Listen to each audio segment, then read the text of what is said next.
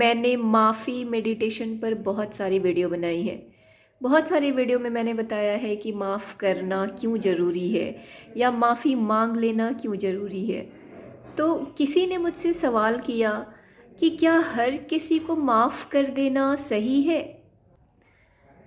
कुछ लोग जो हमारी ज़िंदगी को नर्क बना देते हैं और उन्हें इस बात का एहसास भी नहीं होता, और सबसे बड़ी बात कि उन्हें ये लगता ही नहीं कि वो गलत हैं, उल्टा वो हमारे अंदर ही गलतियां निकालते हैं और अपनी गलती का भी जिम्मेदार हमें ही ठहरा कर निकल जाते हैं। तो क्या ऐसे लोगों को माफ़ करना सही है?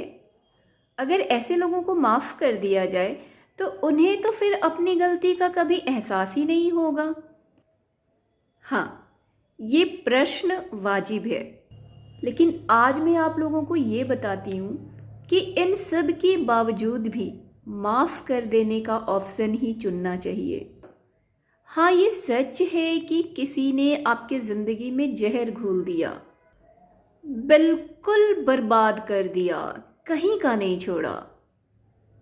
इन सब के बावजूद भी आपको बदला लेना छोड़कर माफ़ करना चुनना चाहिए। सबसे पहले तो आप ये समझिए कि बदला लेने का भाव उस चिंगारी की तरह है जिसे फेंकना तो आपको दूसरे के ऊपर है, लेकिन इसे उठाया है आपने अपने हाथों में। और बदला लेने के लिए ये चिंगारी जब आप दूसरे पर फेंकेंगे तो उसे जलाएगी तो ज़रूर, लेकिन उसके पहले आपके खुद का हाथ जल जाएगा। तो इससे एक बात तो समझ में आई कि बदला लेने से दूसरे को सबक तो मिलेगा, लेकिन उसके पहले इसमें आपका नुकसान होगा। तो फिर किसी को ऐसा क्या सबक देना कि उसका नुकसान खुद भी झेलना पड़े। खुद तो झेल ही रहे हैं उसके द्वारा अपनी ज़िंदगी में घोले गए जहर को। लेकिन अभी भी आपको अगर ये लग रहा है कि उसे सबक सिखाना ज़रूरी है, तो सबक तो उसे एक दिन में या एक बार में आप सिखा पाएंगे नहीं। उसके लिए आपको प्लानिंग करनी होगी। कई दिनों, हफ्तों, महीनों, सालों लग सकते हैं, और हो सकता है कई वर्षों बाद वो पल आ जाए, वो मौका आ जाए जब आप उसे सबक सिखा सकते हैं। लेकिन तब तक आप अपने माइंड, बॉडी, सोल को बदले की आग में इस कदर जला चुके होंगे कि हो सकता है कि आपको कोई क्रॉनिक बीमारी बन जाए। हो सकता है कि तुरंत ना समझ में आ रही हो, लेकिन एक लंबे समय के बाद ये जो बदले की आग आपके अंदर जल रही थी, वो जो दुख आपने पकड़ के अपने अंदर जकड़ के रखा हुआ था सबक सिखाने के चक्कर में, वो जो पीड़ा को आपने अपने अंदर ढो रखा था, वो कोई ना कोई बीमारी का रूप तो जरूर लेगी।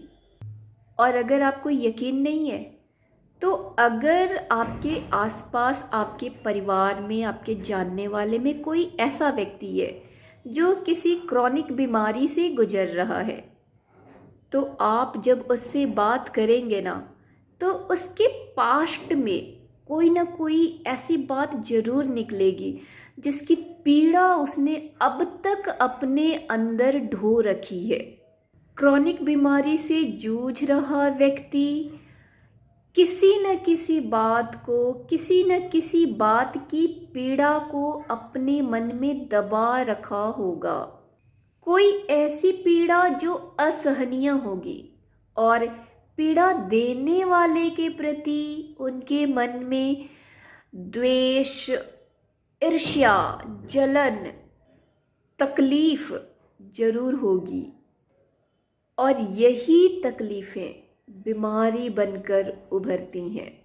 अब आप बताइए कि आप क्या चाहते हैं, माफ़ करना या अपने अंदर उस पीड़ा की सुलगती आग को जलाकर, धधकाकर, सुलगाकर रखे रहना, एक लंबे समय तक उसे ढोते रहना और किसी क्रॉनिक बीमारी का शिकार हो जाना। क्या चाहते हैं आप? तो वर्षों तक किसी पीड़ा में सुलग कर किसी लंबी बीमारी का शिकार हो जाना, ये बेहतर है या फिर उसे माफ़ कर देना बेहतर है?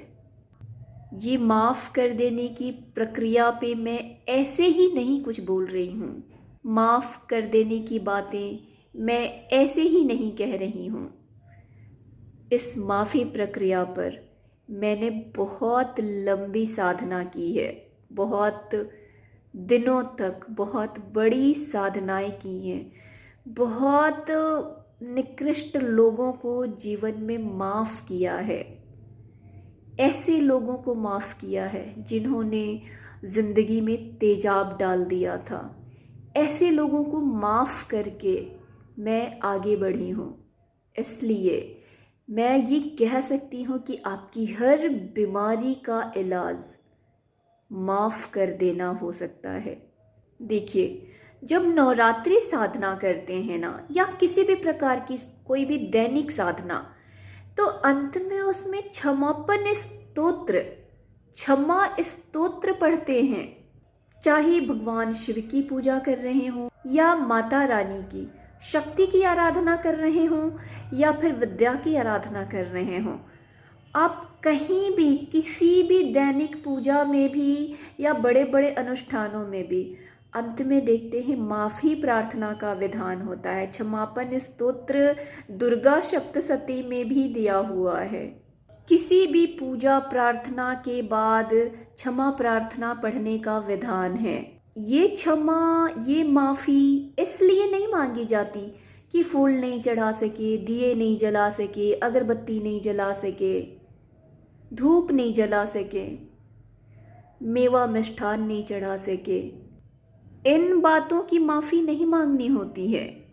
माफ़ी मांगनी होती है अपने द्वारा मन, कर्म, वचन से किसी भी प्रकार का, किसी भी जीव का कोई अहित हो गया हो, अपने द्वारा किसी को दुख हो गया हो, अपने वाणी विचार से कोई दुर्व्यवहार हो गया हो, इसके लिए माफ़ी मांगनी होती है। तो चलिए, आप भी माफ़ी मांगकर खुद को हल्का कर लीजिए। और सबसे बड़ी बात, माफ़ी उन बातों के लिए भी मांगनी है जो हम दूसरे द्वारा दुख पहुंचाने वाली बातों को, व्यवहारों को याद करके अपने जहन में संजो करके अपने मन को दुख पहुंचाते हैं। इसके लिए माफ़ी मांगनी है। दूसरों की कही गई बातों को याद करके अपने जहन में संजो करके हम खुद को दुखी करते रहते हैं, खुद को पीड़ा पहुंचाते रहते हैं। तो अब आपको ये समझ में आ गया होगा कि माफ़ी क्यों मांगनी है।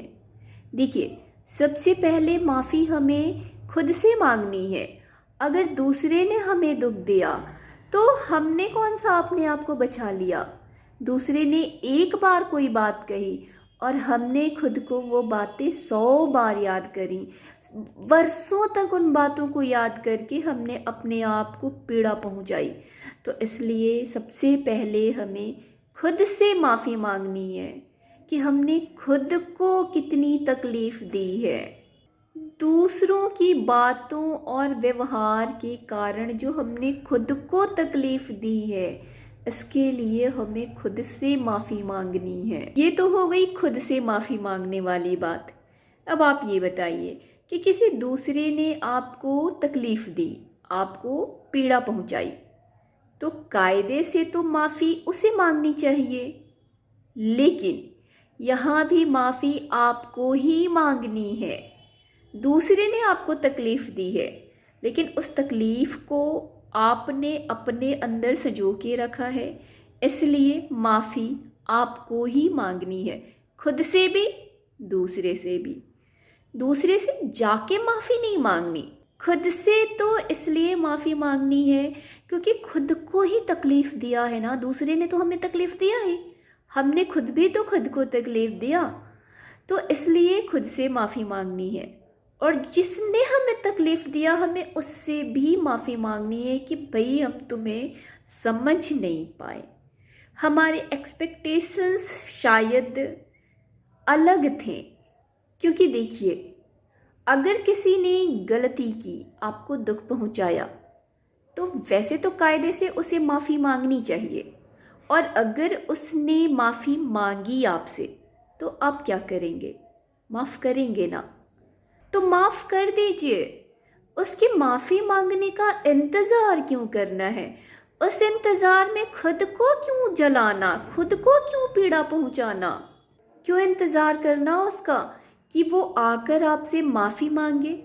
अरे वो नहीं मांगने वाला माफ़ी, क्योंकि अगर उसे माफ़ी मांगनी ही होती ना, तो उसने आपको पीड़ा पहुंचाई ही नहीं होती। उसने आपके साथ ऐसा कोई गंदा व्यवहार किया ही नहीं होता जिससे आपको इस कदर तकलीफ़ हुई या पीड़ा हुई। तो क्यों इंतज़ार करना कि वो माफ़ी मांगे? आप खुद ही माफ़ करके मुक्त कर दो उसे, और खुद को भी अपनी पीड़ा से। उसे एहसास होता अगर अपनी गलती का, तो वो आपको ऐसी चोट पहुंचाता ही नहीं। तो उसे ऐसा कोई एहसास नहीं होने वाला है। इसलिए आप अपने आप को पीड़ा से मुक्त करो। उसे माफ़ी देकर खुद को उसकी दी हुई पीड़ा से मुक्त कर लो। और यही तो सारे धर्म सिखाते हैं। क्रिश्चियनिटी में कन्फेशन अर्थात माफ़ी मांगने की एक प्रक्रिया है। इसके ऊपर मैं अलग से वीडियो बनाऊंगी। इसके अलावा जैन धर्म में तो 8-10 दिन की पूरी माफ़ी मांगने की एक प्रक्रिया का एक पर्व ही होता है, पर्युषण पर्व। इसमें अंत में सभी मिच्छामि दुक्कडम कहकर अपने द्वारा की गई किसी भी गलती के लिए माफ़ी मांगते हैं। बौद्ध धर्म में माफ़ी मांगना और माफ़ करना यही पूरे जीवन का सार है। देखिए, इतना आसान तो नहीं है कि जिसने आपकी ज़िंदगी बर्बाद कर दी, जहर घोल दिया आपकी ज़िंदगी में, उसे आप माफ़ कर दें। करने की प्रक्रिया को बार बार दोहराएंगे ना, तो एक दिन ऐसा ज़रूर आएगा जब आप उसे माफ़ करके स्वयं को उसकी दी हुई पीड़ा से मुक्त कर पाएंगे और खुद को हल्का कर पाएंगे। मैंने माफ़ी देने, माफ़ी मांगने की प्रक्रिया पे बहुत लंबी साधना की है। लगभग 15-17 साल की मेरी खुद की जर्नी रही है, जहाँ माफ़ी मांगने और माफ़ी देने की प्रक्रिया पर ही अभ्यास किया है। हर बात के लिए, हर सिचुएशन के लिए, हर नेगेटिव कंडीशन के लिए माफ़ी मांग लो, माफ़ कर दो। मैंने खुद बहुत लंबे समय तक सहज मार्ग ध्यान साधना, हार्टफुलनेस मेडिटेशन साधना, चाहे विपस्सना ध्यान साधना या ब्रह्म कुमारी ध्यान साधना, इन सभी जगह पर मैंने बहुत लंबे लंबे समय तक अभ्यास किया है, मेडिटेशन सीखा है।